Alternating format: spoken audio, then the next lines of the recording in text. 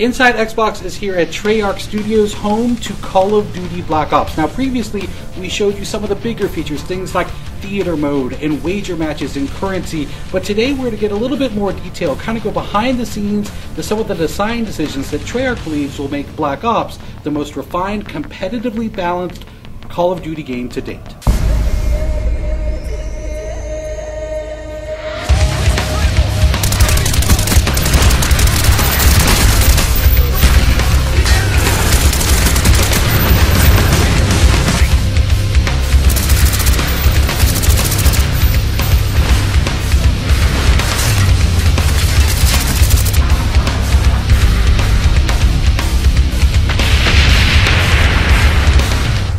One of the great things about having such a large community of players playing our game is that it isn't very difficult for us to hear when fans do not like something about our game or they do like something about our game. All we have to do is listen, and we are listening.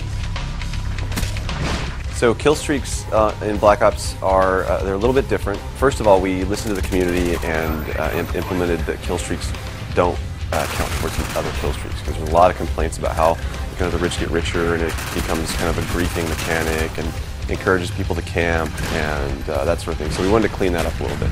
Secondary to that is that we wanted to make kill streaks feel more interactive. We didn't want to just do the fire and forget kind of thing where you just hit the button and go, because then there's no really risk reward there for the player. All of our kill streaks have some aspect of interactivity to them, whether it's the attack chopper picking a spot in the map where it goes and hovers rather than just letting it go and circle around the map.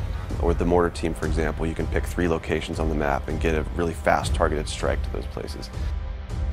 So the perk design philosophy is we want every perk to feel like it supports a specific gameplay style. So we want to kind of beef up this characterization of, if I select a perk, this represents me and how I play the game. So for example, we have a perk called Hacker. Hacker is similar to some of the perks in previous Call of Duty games where they let you see enemy deployed equipment in the world. The difference with Hacker is that you actually can go up to enemy equipment now and hack it so that it turns to your team, and the guy who owns that piece of equipment won't know that you've done that. One of the big changes that we're making in Black Ops multiplayer is that your perk 1 slot is what determines what your character model is. For example, Flak Jacket is one of them. Flak Jacket decreases explosive damage, so the character model is all beefed up. He's kind of, inspired by that bomb diffuser kind of guy with padding and extra elbow pads and knee pads and helmet. So you can tell from a distance at a glance that guy has Flak Jacket as one of his perk 1 slot selections. And if you throw a grenade, he's probably not going to die from the grenade.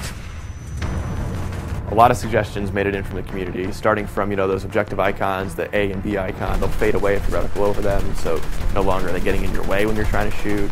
Shotguns are primary weapons now again, so something like a shotgun is so lethal it should behave like a shotgun, so it needs to be in that primary weapon slot. We have the grid coordinates on the overhead map, so whether you pull up your pause menu or in the top left corner, so it's going to be very, very easy for you to call out exactly where action is happening. Instead of having to say, oh, he's over by Grandma's house, you can now say, oh yeah, he's in quadrant D, 3. We take suggestions from all sorts of our sub-communities. Another one is this whole new core movement mechanic called diving to prone. So it's something that we found was very interesting. It's used best for evasive and defensive maneuvers, but it really we needed to make sure we balanced that, because we understand that drop shotting is a frustrating thing to some people. So we wanted to make sure that this thing wasn't going to be used aggressively to grief or to frustrate players. So there is sort of a recovery time after you land, and you'll have to take a half second to pull your gun back up. So it's actually a penalty if you try to use it as an offensive maneuver. Little subtle things to the game that I think the fans are really going to like. We hope you've enjoyed our in-depth look at what it takes to put together the multiplayer for a game like Call of Duty Black Ops. Thanks everyone for watching Inside Xbox.